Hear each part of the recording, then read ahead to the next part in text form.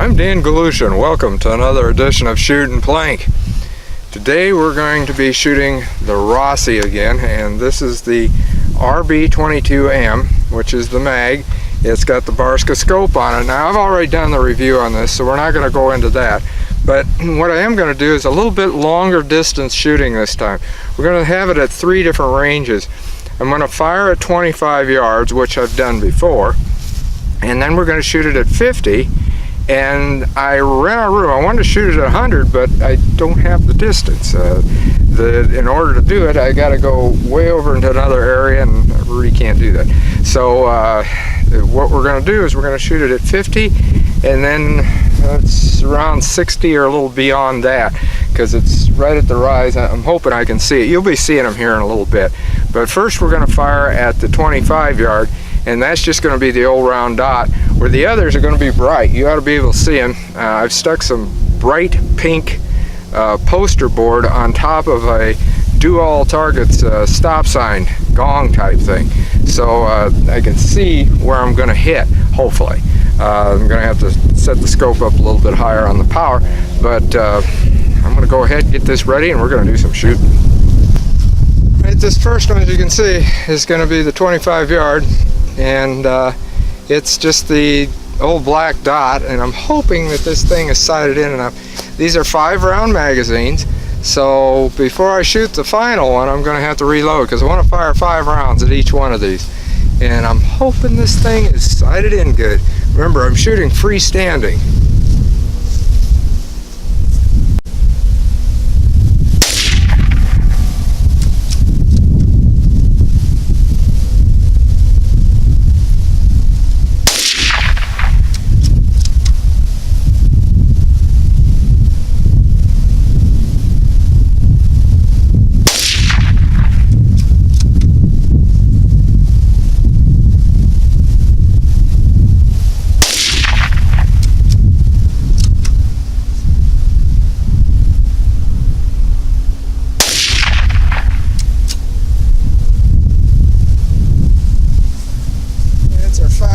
There. Now I'm going to switch this around and show you the next one. What you're looking at now is the 50 yard one. Get back, and I hope where I go back here to my line, I'm going to be able to see that thing, because it's just at the bottom of the hill. Gotta get the magazine out of here and load the other one.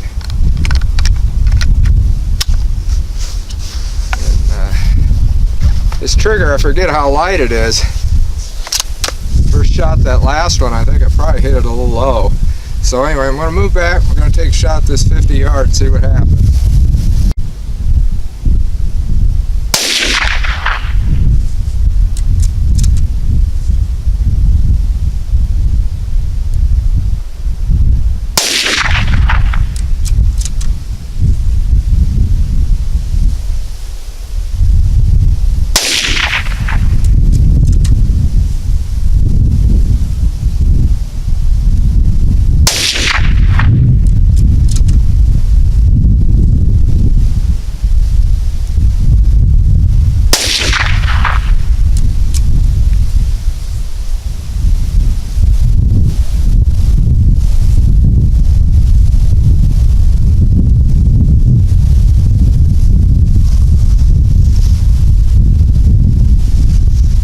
Hit that or not. I'm sure you're able to see it better than I am. Now what we're going to do is I'm going to reload, and then we're going to take a look at that next one to shoot it in, because that one's even further away. This one is, it's a little over 60 yards away.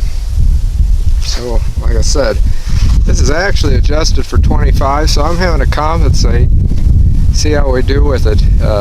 Really wanted to fire at 100, but at least we're getting to see how it is for distance, and I don't think it's too bad. I tried to take a look at that one down there, and it looks like I hit it about at least 3 times, which isn't too bad out of 5 rounds. If I'd have been clanging, it'd have been banging. So here I'm going to get back here, and we're going to take a shot at that long one now.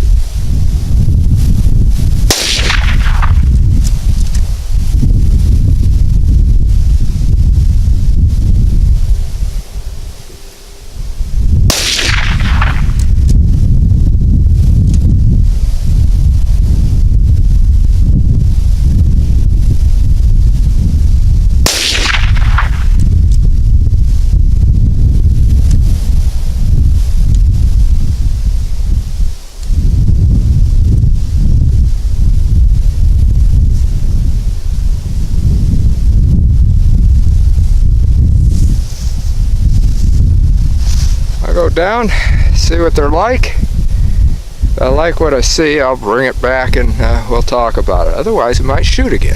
So hang on. I took a look at them, and I did like the long distance one. All 5 rounds hit that. I'm going to fire at the 50-yard one again and see how I do there. And I loaded up both magazines. I'll tell you, this rifle is so much fun to shoot that I could keep running going. And after we get done with this, I just may. By the way, I'm shooting CCI Maxi Mags too. But we're going to take a look at that 50-yarder and fire it at that again. See how she works.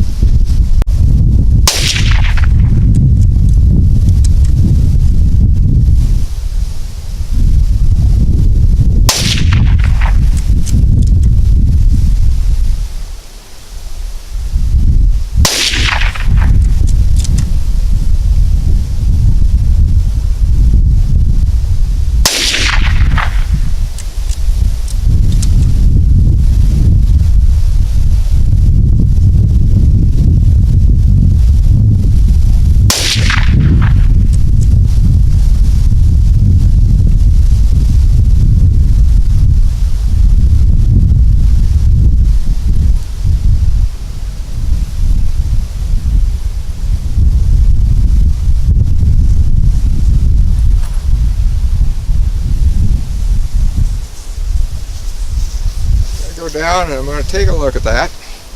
Then I may come back and we might take a few more rounds at that 25-yarder and see how it works. So stay with me. Took a look at the 50-yard and it was right where I wanted it. And after we get done shooting again at this 25, we're going to pick them up and I'm going to tell you what I did in order to compensate on it. So I'm going to see how this works. The reason I'm shooting at 25 again is I forgot about that trigger being a little lighter, and 1 or 2 of the rounds fired when I didn't want them to. And also, I got to see if I'm a little bit on, and I want to try it on this higher power on this scope. And I haven't done that at 25. I was using it on the other. So let's take a few shots and see what happens at 25 yards.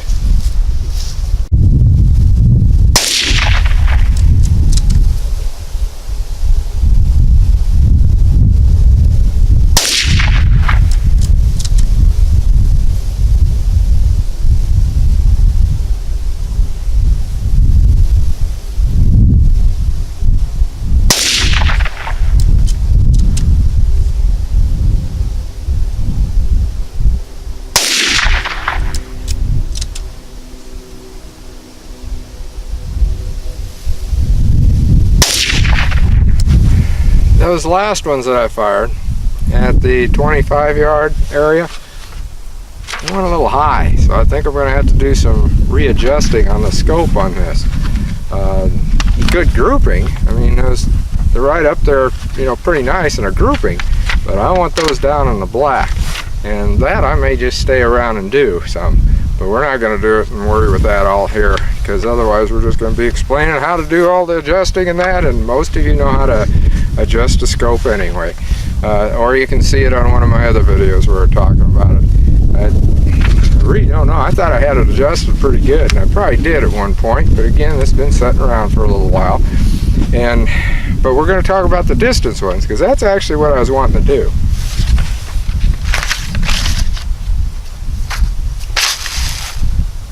Let's go with the 50-yard first. And I'm going to lay this down right over here. Lay it on the case. Don't want to lay it on the ground.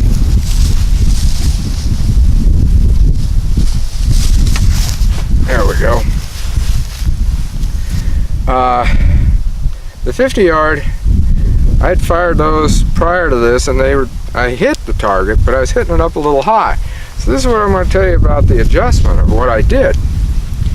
Because it was out further, and I should have thought about it, the fact that if you sight it in at 25 yards, those rounds are going to go up a little bit higher. So you want to put your crosshairs down here when you're sighting. And that's what I did. On these that were hitting in the middle, which you can see those, I fired, like I said, all the rounds hit this thing, because some of them hit up here, but they were hitting high. And the reason being is I was pretty much aiming right here. I shouldn't have done that. Then I started moving down. So when I fired again at this thing, I thought, okay, now what I'm gonna do is I'm gonna aim down here, and I'm gonna aim right about here. And I'll tell you why I'm telling you this now, because then we're gonna talk about the one that's just a little bit out further. But anyway, I was aiming right down around in here, and I was hitting right up there. And that's what you want to do, because that was sighted in at 25 yards. Now we're going to talk about the one that was back about, I guess it's about 65 yards. I checked it out.